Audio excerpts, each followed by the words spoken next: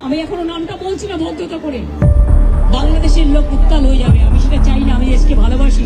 কাকে দিয়ে খুন করিয়েছিলেন, কার কার নাম বেরিয়েছিল, আজ গভর্নমেন্ট চেঞ্জ হলেও মনে রাখবে আমি তো সবটাই জানি। বাংলাদেশ থেকে একটা বড় খুনিকে এসটিএফ অ্যারেস্ট করেছিল, জেনে রাখুন। যা নিয়ে বাংলাদেশে অনেক রেভলিউশন হয়েছিল। অন্য দেশের কথা আমি বলছি না, আমার বলার অধিকার নেই, কিন্তু আমি যেটা বলছি পয়েন্টটা। তারপরে তারা মেঘালয় দিয়ে বাংলায় চলে আসে। বাংলায় যখন চলে আসে তখন আমাদের এসটিএফ তাকে ধরে, এটা তাদের ক্রেডিট।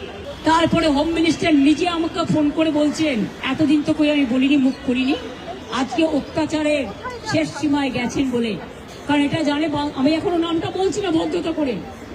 বাংলাদেশের লোক উত্তাল হয়ে যাবে, আমি সেটা চাই না। আমি দেশকে ভালোবাসি। বলবো এ বাত বাহার মে নেই कहने के लिए, এ দেশ के लिए है। কাকে দিয়ে খুন করিয়েছিলেন, কার কার নাম বেরিয়েছিল, আজ গভর্নমেন্ট চেঞ্জ হলেও মনে রাখবেন আমি তো সবটাই জানি।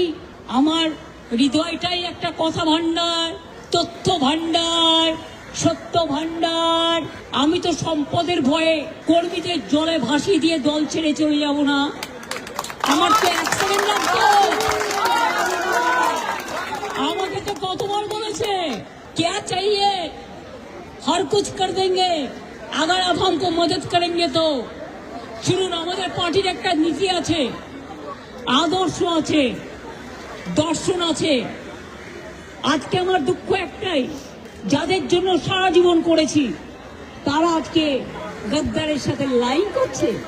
তোমার এলাকায় যখন বাড়ি ভাঙে 7,000 লোক, আমি নিজে ফোন করে তোমাদের যেতে বলি, তোমরা যাচ্ছ না। আমি বলেছিলাম যখন মসজিদের মাইক কেড়ে নেওয়া হচ্ছিল যে তোমরা একটা কেস করো, করেনি সে। বকরিদের ব্যাপার নিয়ে আফরুজ্জামানকে দিয়ে মহুয়া মৈত্র কেস করলেন, আমাদের তৃণমূল কংগ্রেসের এমপি। আর যারা আজকে গদ্দারি করছে তৃণমূলটাকে ভাঙবার জন্য, আমি বলি ঈশ্বর আল্লাহ তেরে নাম সবকো সুমতি দে ভগবান।